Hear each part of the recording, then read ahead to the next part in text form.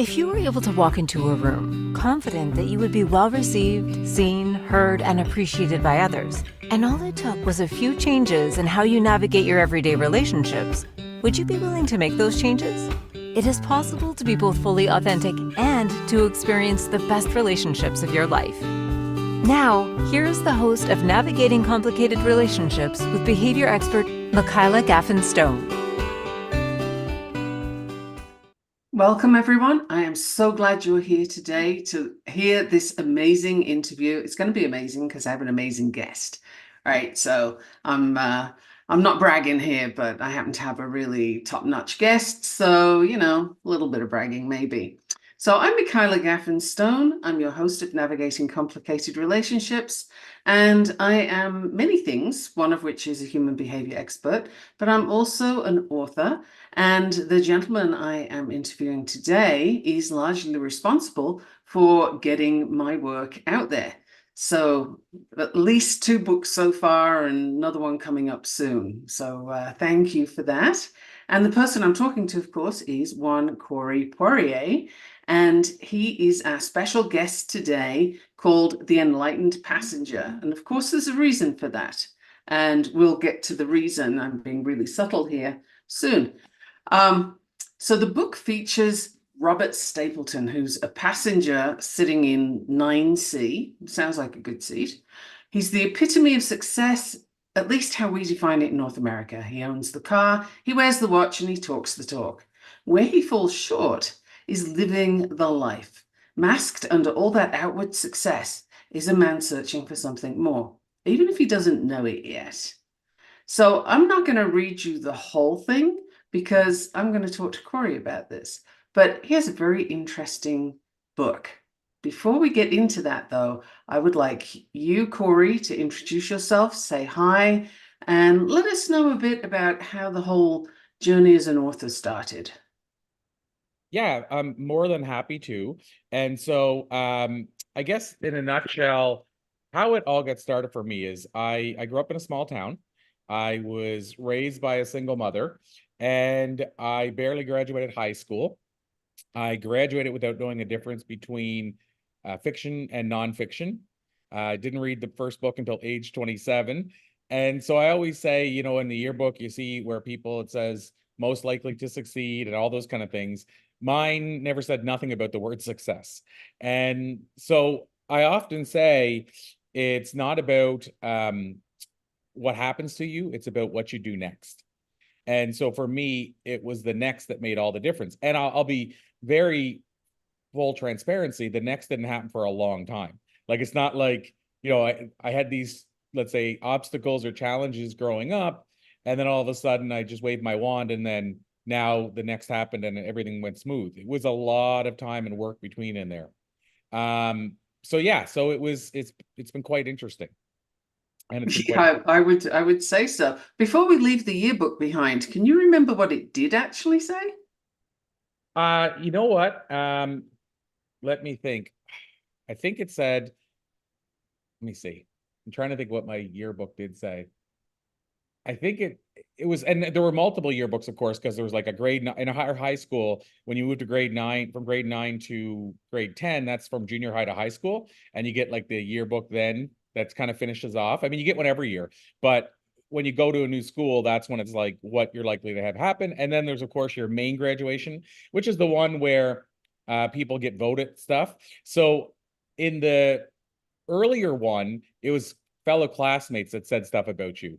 And I mean, I think it was just like most likely to go on tour with the band Poison, not as a member, but like following them around, almost like people follow the Grateful Dead. And then the grade 12, only a small number of people got voted like most likely to whatever. And I just wasn't in the voting at all. So literally all it was my own write-up about what I saw in my future. And honestly, mine didn't say, I will say this. So the only connection to what I do today is it did say something to the effect of, it was third person. So it said, Corey intends to start a career somewhere or somehow in business. Like, it didn't even be specific, but that's as far as it got. And look at you now. You certainly did start a career in business, didn't you? I do my best. You sure do. So let's sort of move forward a little bit to how many books have you been involved in now, of your own and facilitating for other people? So let's see. I literally probably have to do a count to give that answer properly, but I would say so. I was a part of a an anthology series. I'm looking at my wall because that's where the books are. I was part of an anthology series which has 13 books in it. The 13th hasn't been released yet. It was it's called The Laws of the 13 Steps to Riches. And basically it's the 13 steps to think and grow rich with Napoleon Hill. It's each chapter is one of those laws. And so I wrote in that book series, which is an anthology book series. Plus, we have our Blue Talks book series, which is at 12 now. So right there between those two is 25. And then the other day I came across a book I forgot I had been a part of called Creative Con. That was more somewhat recent. And then I wrote forwards to multiple books. So if you include those, I'd say that probably puts me at around 30 some with anthology books. And then for my own books, I wrote 5 books in a series called Conversations With. And then on top of that, maybe 3 solo books. So I'd say I just did that in real time, which you normally should never do math in real time. But if I just did that in real time to say probably around 38, that would be a guess. Wow. So going from not having read a book and not knowing the difference between fiction and nonfiction to getting up into the 30s, that's I'm going to say that's some determination. That must take an awful lot of your day to do all that work, all that writing and so on. Yeah, I mean it's there's different involvements in each of those. A lot of those were write a chapter and be a part of a book. So that's not as bad as writing obviously a full book. And so I'll say this, I type really fast. So I type about 100, I think 110 words a minute. And so if you look at writing a chapter is typically, they usually say 1,000 to 15 words when you write in these anthology books. So theoretically, I could write, well, if you think about 100 some words a minute. So theoretically, in an hour, I could write my chapter. So, Right. and so it is interesting to me that whenever I am a part of a book, or even on the other side, whenever we have an anthology book and we help people with those books, sometimes people will say, okay, how much, what's the word length? And I'll say, oh, like in our case, up to 2,000 words. And they'll say, okay, well, how long do I have? And I'll say like 3 months, and like, oh my God, I can never get that done that quick. And so it's weird to me because I'll sometimes realize I'm coming to a deadline in an anthology book, and I'll sit down and write the chapter in like an hour to an hour and a half. So it's weird to me, but it's because everybody's, at their own place. They write different paces. For some people, they're very analytical. They analyze every single word. And for me, I'm just like, whatever is meant to come out comes out. And I'm going to knock on wood because I've never had writer's block. So like, I just decide, okay, I'm going to talk about the mastermind, like from Napoleon Hill. And then I think like I've run a mastermind for 9+ years. And so I just literally pull from that, as someone who's run a Okay. mastermind, et cetera, et cetera.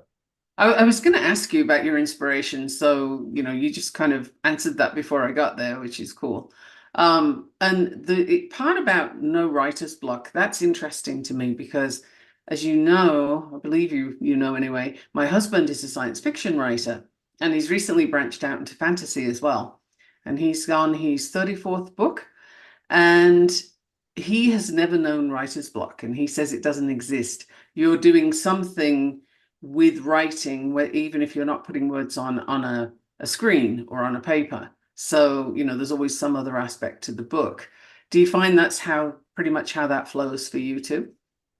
Yeah, I mean, it's, I guess, well, so I mean, I'm going to be the anomaly. So it's not even for me that it's truly that, and I feel guilty saying this because I don't want to jinx it.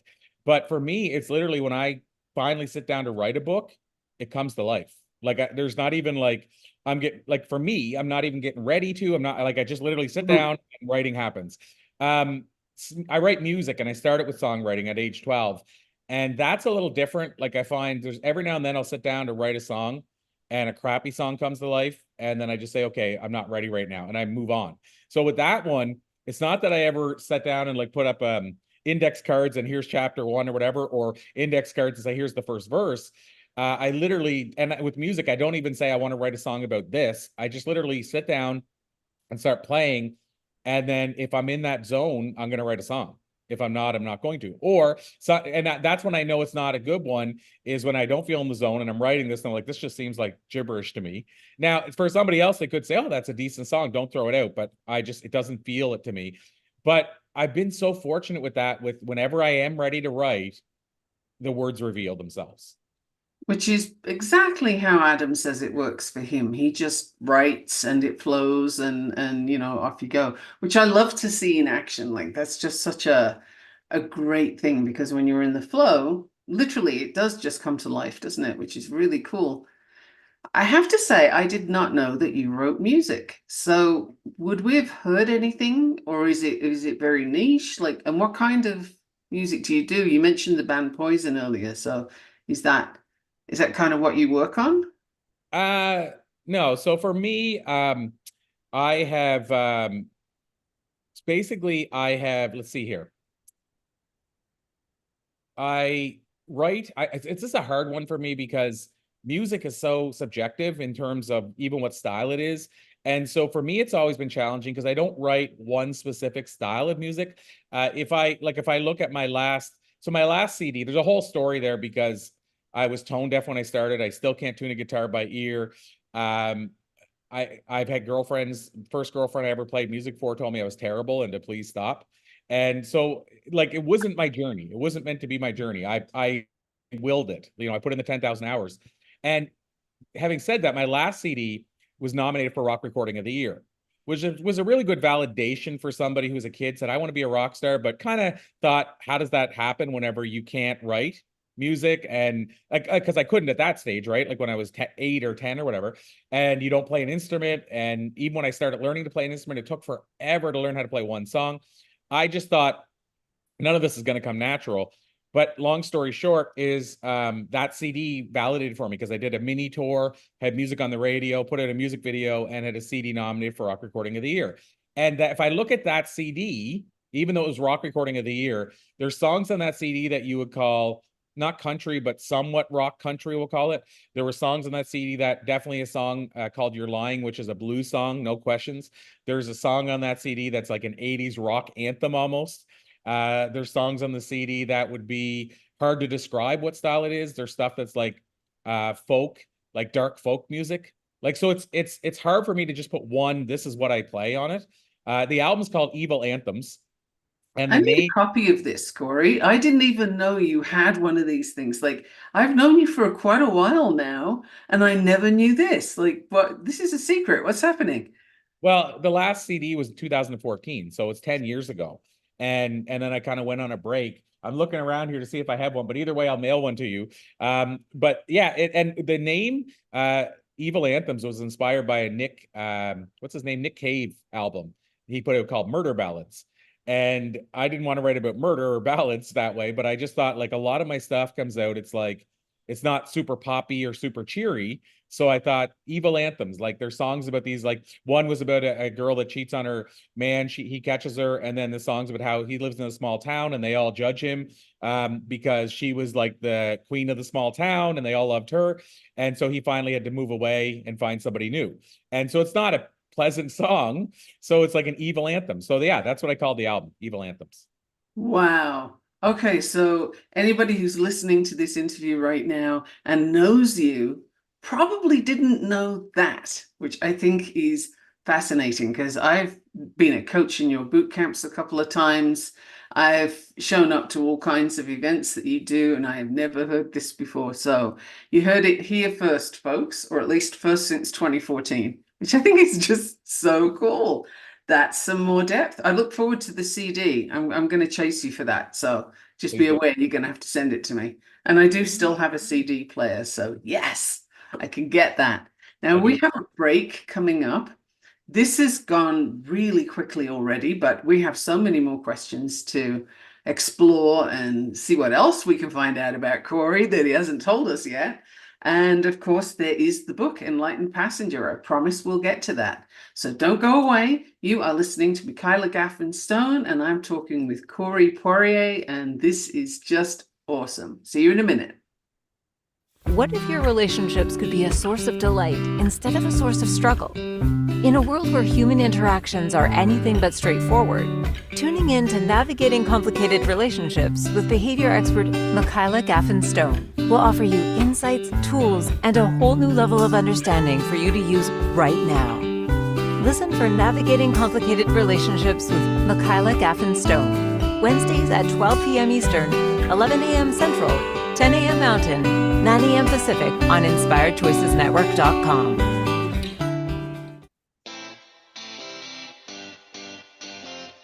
Are you a subject matter expert? Are you here to share your expertise with an audience waiting to hear from you in only the way you can deliver? Are you ready to have your voice amplified across the airwaves? Inspired Choices Network has a global radio platform streaming to millions of people across the world. Professionally produced and supported by an accomplished team every step of the way, you can broadcast from anywhere in the world, knowing your voice matters, and we ensure it is delivered with ease and efficiency. Eager to hear your message, the world awaits. Contact us today to become an Inspired Choices Network radio host. Email become a host at inspiredchoicesnetwork.com. This is Navigating Complicated Relationships with Michaela Gaffen Stone. To participate in the program, join the live studio audience in our chat room at inspiredchoicesnetwork.com. You can also send an email to mickey@gaffenstone.com. Now back to the program. Welcome back. If you do want to email me, it's MIKKI, I'm not a mouse, at gaffenstone.com, GAFFEN, stone, like a rock.com. And I love getting emails, so let me know what you're interested in, what you think about the interview, and what kind of questions I should have asked and didn't. But hey, let me get to the end before we do that. Now, this program has an amazing producer who, during the break, found the link for Corey's nominee. And if you want to look it up for yourself, it's www.musicpei.com/2015/02/215. Anyway, I'm sure if you put that much in the search bar, you will find Corey in there. She also sent us a picture, but I'm not quite sure how I could show you that. But Corey's looking very cool in it, so maybe we'll get that added to the show notes later. I'll see what we can do with that. But yeah, Corey looking very cool in that image. So do you have fond memories of that? Like, was that something you wanted to do as a career? It was, so I guess, like I said, this is where it gets kind of wild. And I will say, I tried myself, a shortcut, I think, to actually looking it up is if you just type music PEI and then my name, Corey Poirier, and it's the second link that comes up. So just for those that might, listen, we might not have time to mark it all down. I just found it that way. But as far as the memories of it, yeah, I mean, I miss it in a lot of ways.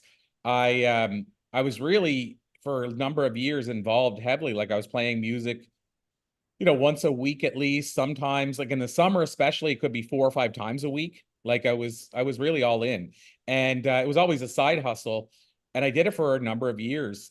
But at some point, I realized there were 2 things happening. I was juggling too much.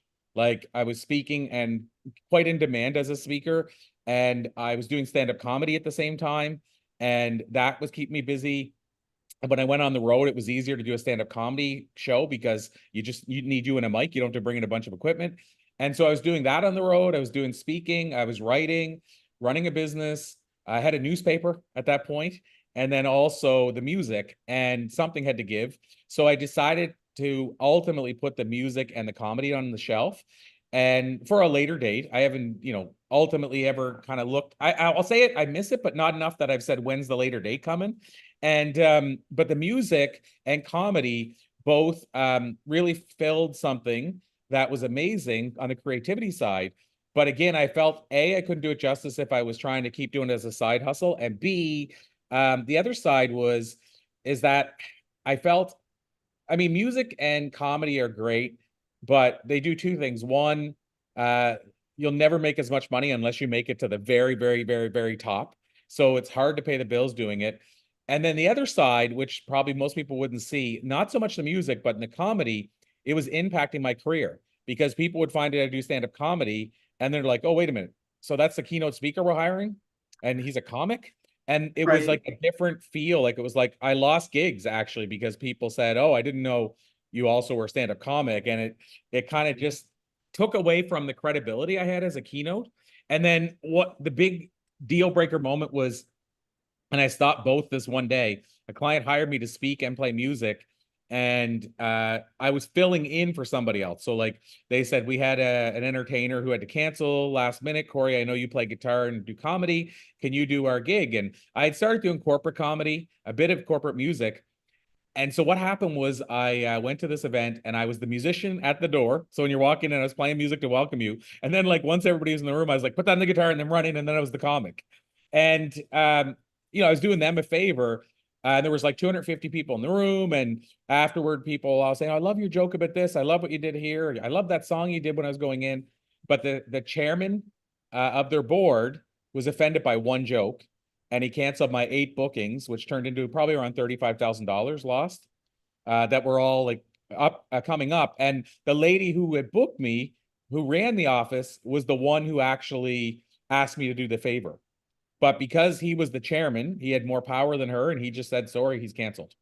So I got canceled before canceling was cool. I don't want to say cool, but before canceling was a thing. But yeah, so that day I said, you know what? It's too much. It's been enough of me hearing from people that I maybe didn't get a gig because I was a comic and all that. So I just said, I need to put those at the side. And that's what happened. So first of all, I am amused by you being ahead of culture. You got cancel culture going before it was even a thing. Like, that you can have a sort of Raspberry Award for that one, I guess. Um, that's quite an achievement. But how did you get into keynote speaking? And before you answer that question, I have one more question, which is, what was the joke? Tell us the joke. I don't remember. That's the thing. Ah. I honestly, so here's the thing. At the time, she speculated as to which one she thought it even was. Like, He so didn't even tell you? well, he never talked to me at the whole time, not before or again. So like, I never talked to him at all. Having said that, what the joke might have been, or sorry, what the joke she speculated was, I can tell you that. Okay. And the interesting part is I don't say anything whatsoever that's even questionable. It's all implied. I did have a song that I played that was very questionable, but that she said he didn't seem to mind that. He liked the song. Anyway, but the joke, if it's the one that I thought it could be, goes like this. Basically, I started the bit and say, how many people here have ever, or sorry, how many people here have went on blind dates? And then, of course, you'd have a certain amount of audience members that would, say yes, like by show of applause, so you get them clapping. And then I would say, I went on this blind date not that long ago. And partway through the date, I realized I had to end the date, even though I didn't want to. It just made the most sense. I said halfway through the date, she whispered in my ear, I just wanted to let you know that I have scurvy. And so I thought, like, scurvy, isn't that a pirate's disease? Like, when's the last time somebody's had scurvy? And I went into the joke a bit, like I pictured like, the doctor going back to like the 1800s trying to find out what you do when somebody has scurvy. And I asked her how she found out, and she said she noticed that one of her toenails had changed color to black and it had fallen off when she touched it. And so to skip how she said she got scurvy, the end of the joke says, I had to break off the date because I realized the last thing she touched turned color and fell off.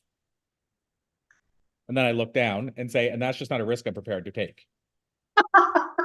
So Okay. that was the joke, but nothing's really said. It's just all implied. Right. Anyway, that's the joke she thought did it. Wow. And you got canceled for that. That's pretty dire. Wow. Yeah. Holy I mean, smokes. and the irony of it is the people that were in the room and him would never have been a part of the events that he canceled. Like she was bringing me in to speak to new agents that were just like basically it was like, let's say they assign 10 new agents every 3 months or whatever that number was. I was like doing a cycle of that. So it was just the new agents. It wasn't even people in the room. He was never going to be in that room. It didn't, in other words, it didn't impact him at all. It just pissed him off because he didn't like the joke. Right. Well, I guess, if you're the boss, you got the power, right? Yeah. Yeah, All and of I think life happens the way it's meant to. Like, I feel like it was my last sign that I was meant to take a break and focus on something different. So it worked out. it definitely pushed you in that direction. So tell me about how you got into keynote speaking, because I kind of envisage you as being a bit of a shy teenager maybe, and you kind of morphed from that person into somebody who's doing music and stand-up comedy, which itself is a huge move, right? You're in front of people. But what inspired you to become a keynote speaker? So, well, I mean, in the nutshell about how I got into stand-up comedy. I got tricked into performing one night, and one of the comics, after I kept going back and performing, invited me to go see Tony Robbins. And I saw him, and then the person that was with me said, "Can you believe he's making this much money to do this?" And I'm like, "Whoa, wait a minute, people make money doing this?" And then I wanted in because I was going to a comedy club, alcohol involved, not like basically seeing the situation where it happened when somebody heckled you, or or it was nighttime, so they weren't there to learn, they were there to be entertained. And then I was like, wait a minute, you can do some of this stuff in the daytime and people actually care to hear your message, and so on and so forth. So that's really what made me go, I want to know more about that. And then how I started that journey is I sold a local community college, on why they should let me teach a sales course. And Good I thing. started teaching that sales course, and what happened was they would have companies approach them saying, well, we can't send 30 of our employees to 30 of our employees to come to his session. So is there any way we could bring him into our company to do the training? And the college didn't care, and they said, yeah, you can work it out with him. And so basically what happened is that's how I started getting my first speaking engagements, basically. Or I at least like it. with my first paid ones, I should say. Right. That's very smart. So anybody listening who's considering speaking, first of all, Corey is known as that speaker guy. So, excuse me, you might want to talk to Corey about that. But also, think outside the box, because looking at the community college and figuring out a sales course that you could teach them, that's definitely outside the box. Like, I'm very appreciative of that story. That's so cool.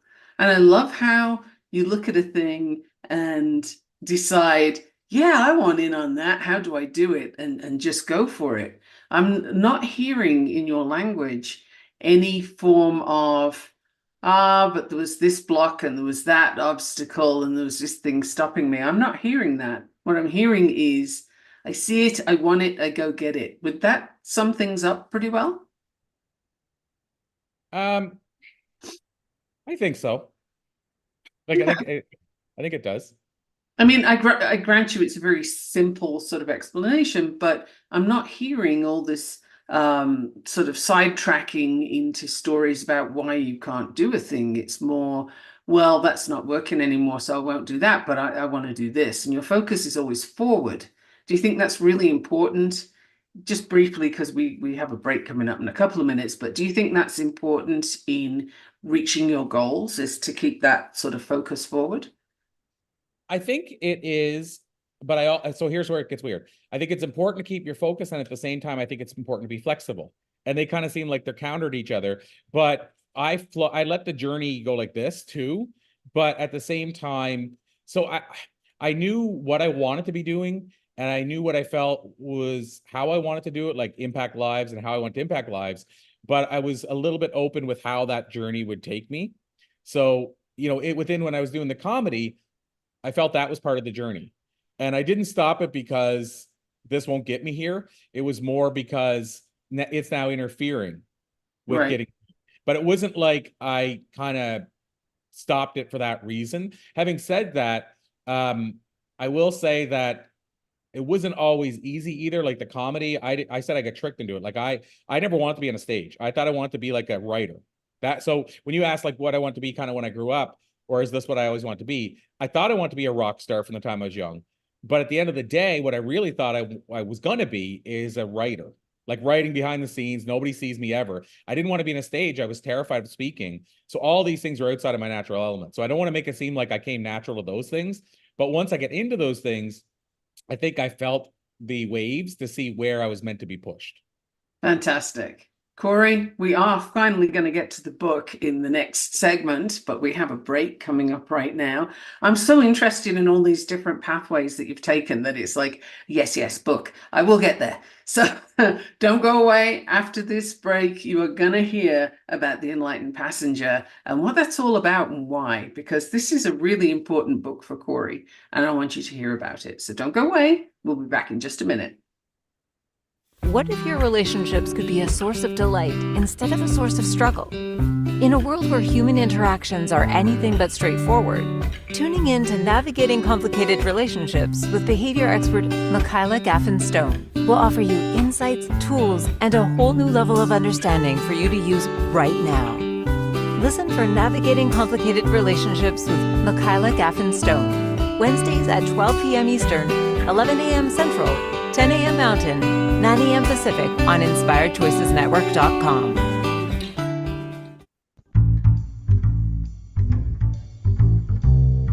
How wonderful would it be to carry your favorite Inspired Choices Network host with you throughout your day?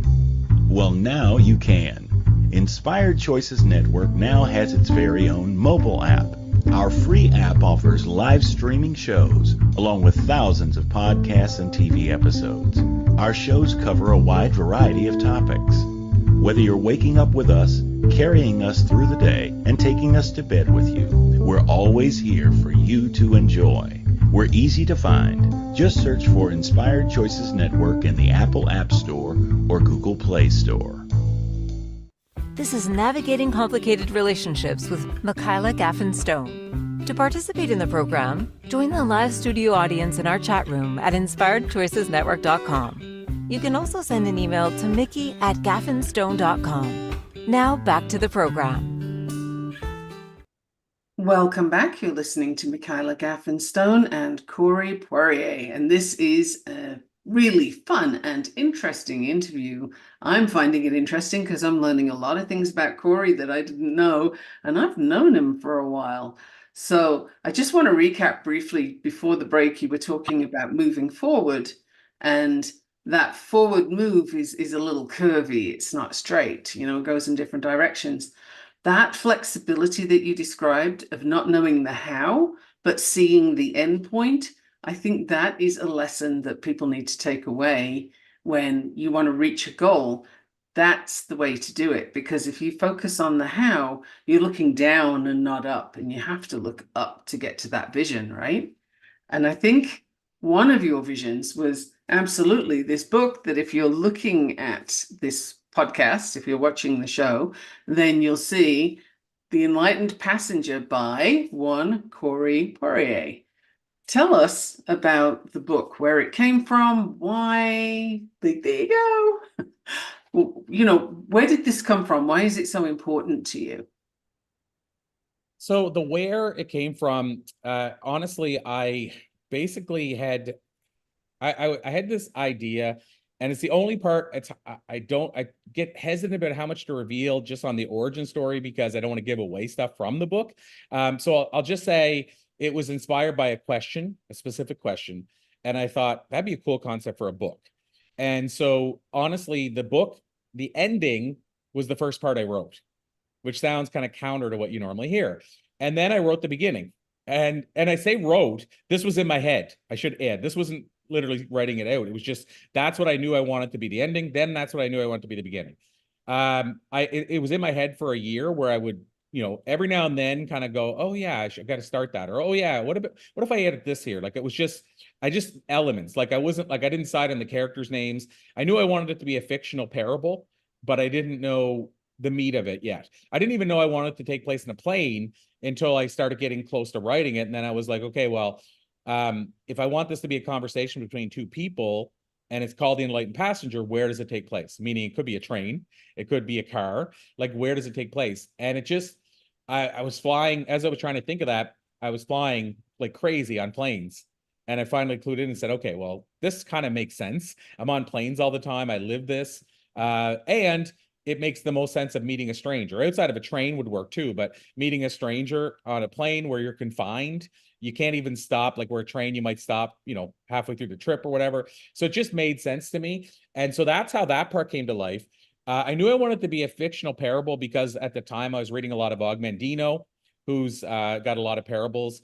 I was rereading The Alchemist, rereading Celestine Prophecy. Like that's the mode I was in. So it felt like the right way to write. I decided on it being a small pocketbook because I wanted it. Now, I didn't decide on the amount of words and I didn't limit myself saying it has to be this many words or pages, but I felt I wanted it to be like an Ogmandino book that you could carry in your purse or in your knapsack or in your even pocket, some guys' pockets maybe. I wanted it to be like that, similar to Og's books. And I feel like once you decide that, the universe then decided how long it would be. Meaning, like, I didn't say I want it to be this long. I feel like knowing that going in, it just felt like the book, the story length wrote itself while I was doing it because it knew that's what I wanted. Now, I don't know if that's true, but that's how it felt to me. And then I sat down to write the words in about 2 weeks on a vacation. I wrote half the book, and then I didn't hardly do anything for the rest of the year. And then I started tinkering away at like 5-6 pages at a time. So it took me a little over a year to actually physically write this small book. And then from that point, then I was doing like beta readers, getting them to provide feedback and all that kind of stuff. That took, another handful of months.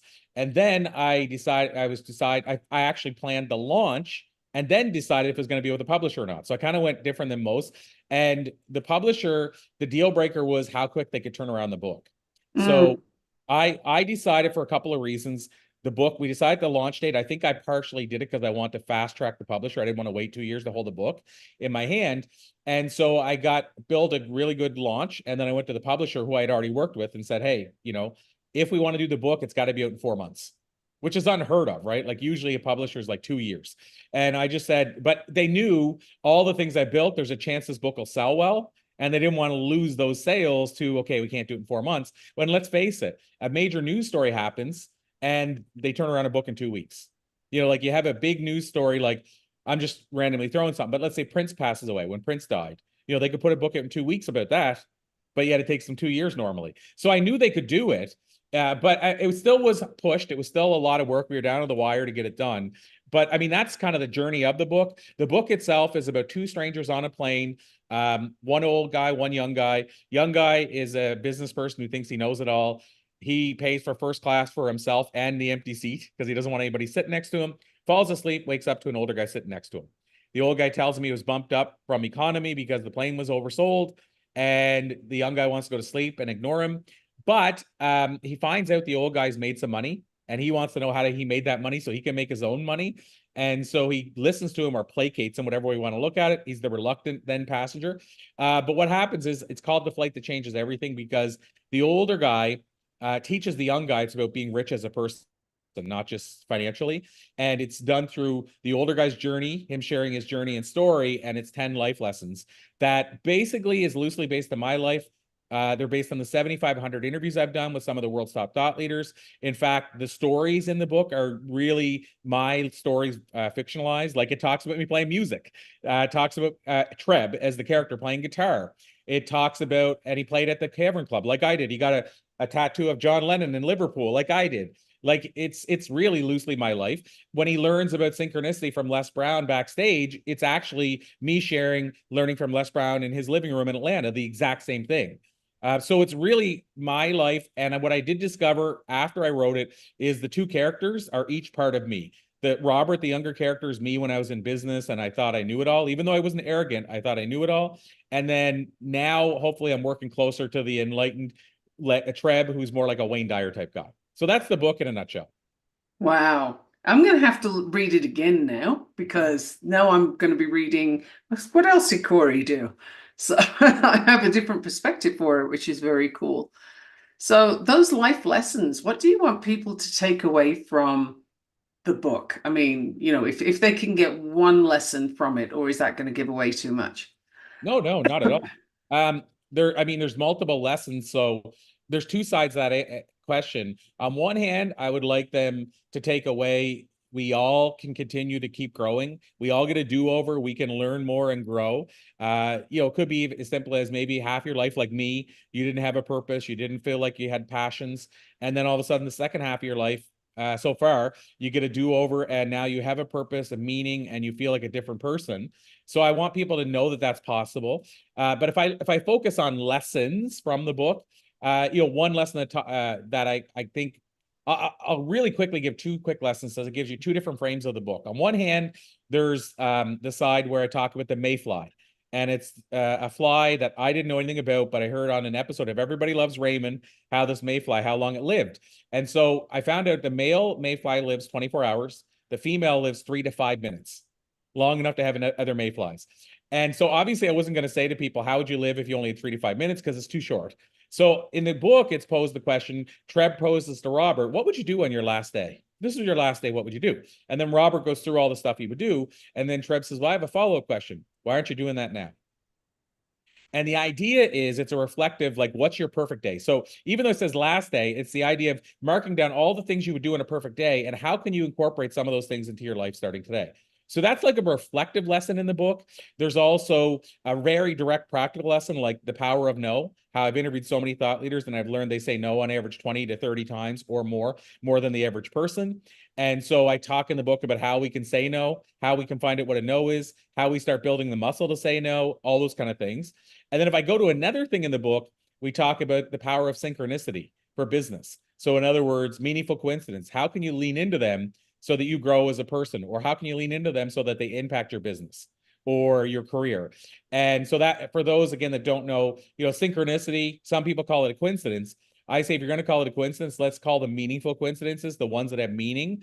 You can ascribe a meaning to it and live your life accordingly. So I say that honestly, because that's 3 different things in the book that tell you how far the book reaches, because one's a spiritual topic, one's very practical, and one's a reflective topic about how we're living our life. So hopefully that gives you a feel for the book. I love those perspectives. That's so cool. And as you were saying this, I thought, oh yeah, I did do a podcast episode on finding your purpose, because I think during the pandemic, especially, a lot of people who had an idea of their purpose lost it. Things got changed around, and some people are still searching for that purpose. Some people feel that they don't have one. And I would argue that everybody has one. It's just a question of, have you recognized it yet? So your book is definitely speaking to that and saying, well, these are some ways you can go figure that out, right? You can go find it. And I love the idea of, what's your best day or your last day. In fact, I've used that myself a few times, because if you know it's your last day, would you be doing what you're doing right now? It's kind of the approach I take of, if you hate your job, or you don't like this thing, or you're putting up with something, would you be doing that if it was your last day? And if the answer is no, well then, what would you do instead? And maybe go do that, and it's just to shift perspective a little, to kind of give somebody a jolt out of the same old, because I think it's downright criminal to get to the end of your life and having not lived it, but just repeated the day over and over again, right? Mm-hmm. And so that's something that I get out of reading your book too, is that it's like, it's a bit of a jolt here and there, a gentle one, but it's like, hey, poke, poke, poke. Have you thought about this? Are you paying attention? Are you looking at this? So if you haven't got the book yet, it's The Enlightened Passenger, The Flight That Changes Everything by Corey Poirier, and you need to go get it. Corey, just before the break, can you tell people where they can find this? It's on Amazon, right? But where else can they get it? I mean, it's on Amazon, it's on all the places, but if you go to thisisthebook.com, which is kind of the main website for it, one of the benefits is there's a bunch of cool bonuses that come with it. And so there's 5 free instant bonuses you get. The great part is you're still going to be able to go to Amazon or Barnes & Noble or wherever you want to buy it, because the link is there. It says here, go buy it there. You don't buy it from us. We don't ship it or anything. You're still buying it from the same place. The price is still the same. But if you go through our website, it tells you where to put an order number, and that allows us to give you instant bonuses. And so I would say go to thisisthebook.com. On top of that, when you go to Amazon, you read a little bit about the book, but if you go to the thisisthebook.com, you'll find a little about me, about the book, about my background, all that kind of stuff. So there's more to be had on that page as well. Perfect. And we have yet another break, believe it or not. This is going so fast. It's almost like you're on a flight somewhere, right? So don't go away. We will be back right after the break. You were listening to Michaela Gaffen and Corey Poirier, and we're having an amazing conversation here. So I hope you're enjoying it too. See you in a minute. What if your relationships could be a source of delight instead of a source of struggle? In a world where human interactions are anything but straightforward, tuning in to Navigating Complicated Relationships with behavior expert Michaela Gaffen will offer you insights, tools, and a whole new level of understanding for you to use right now. Listen for Navigating Complicated Relationships with Michaela Gaffen Wednesdays at 12 p.m. Eastern, 11 a.m. Central, 10 a.m. Mountain, 9 a.m. Pacific on InspiredChoicesNetwork.com. This is Navigating Complicated Relationships with Michaela Gaffen. To participate in the program, join the live studio audience in our chat room at InspiredChoicesNetwork.com. You can also send an email to mickey@gaffenstone.com. Now back to the program.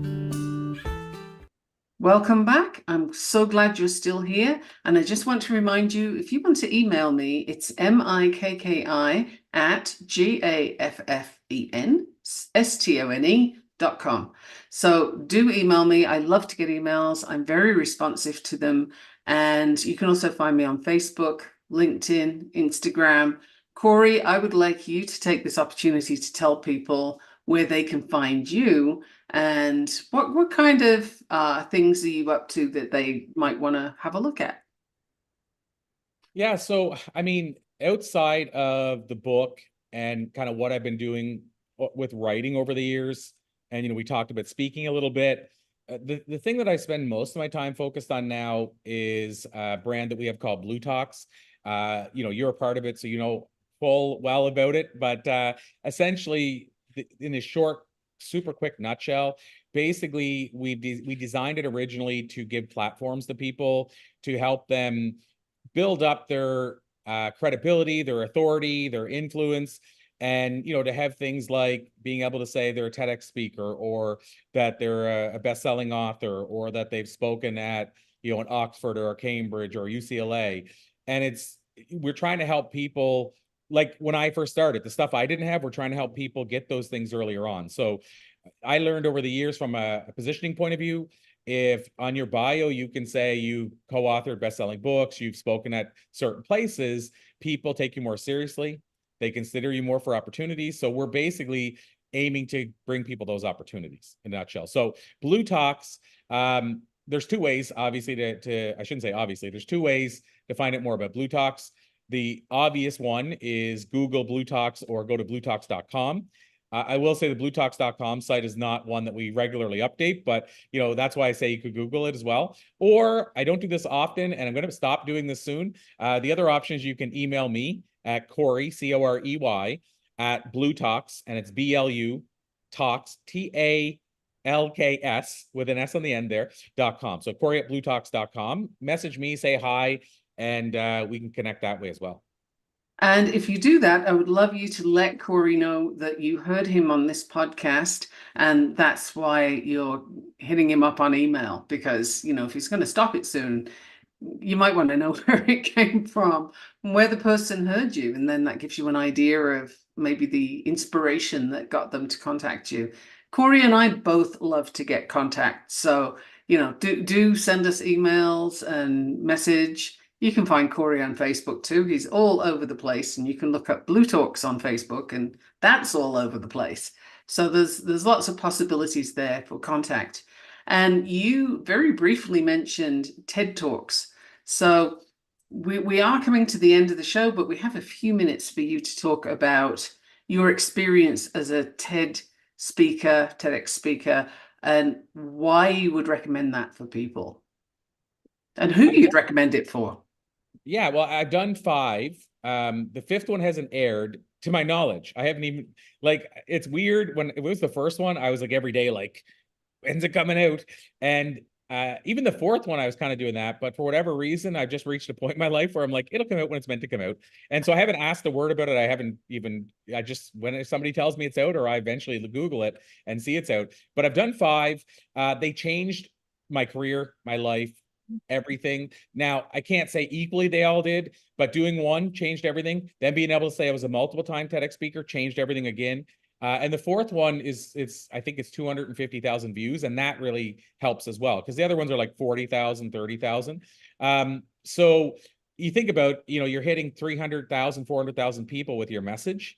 That's very powerful. But it's a legacy talk in a lot of ways. It's that thing when people see you, they go, "You're a TED speaker?" Like, that's a huge deal. And so to answer your question, who is it for? I think anybody that's either an entrepreneur, solopreneur, expert, healer, speaker, coach, anybody that kind of does their own thing that way, I would say it's for.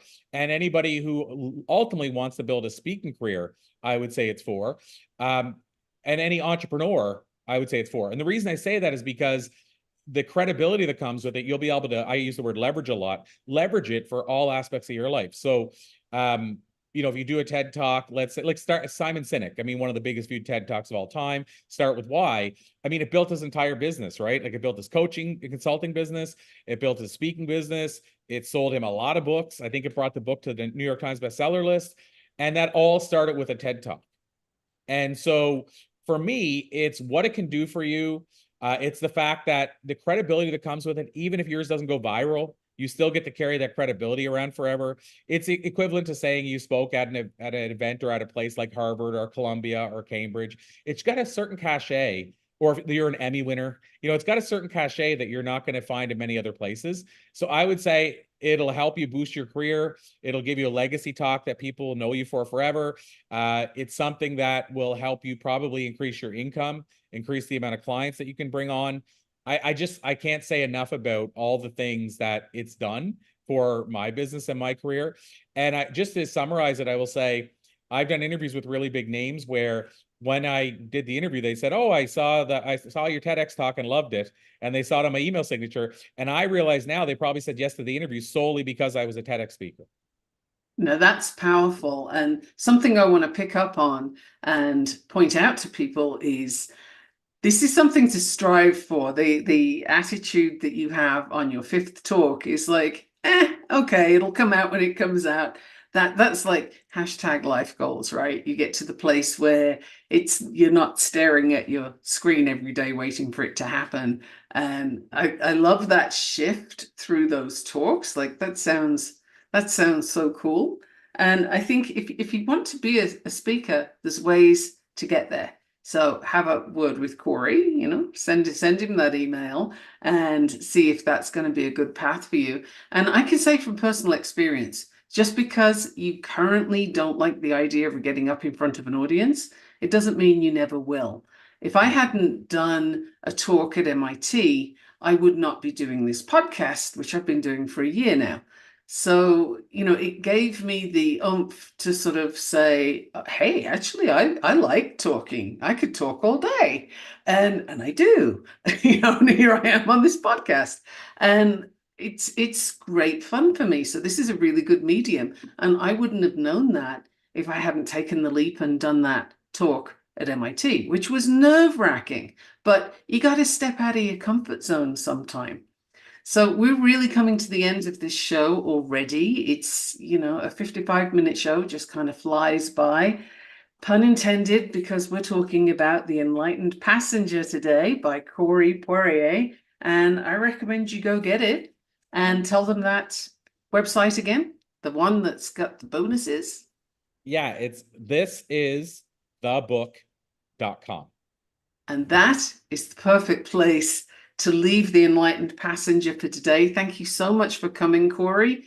This has been a fun interview. I've learned loads about you. And I think maybe some of the listeners will have as well. And now they can go read your book again if they've already read it. And if they haven't read it, they need to go get it and have a look. It's a fun read. Everybody else, I will see you next week. Thank you for coming. Thank you for listening to the Navigating Complicated Relationships show. Michaela returns Wednesdays at 12 p.m. Eastern, 11 a.m. Central, 10 a.m. Mountain, 9 a.m. Pacific on InspiredChoicesNetwork.com. Until then, remember every relationship is a journey, and with the right tools, you can create stronger, more fulfilling connections.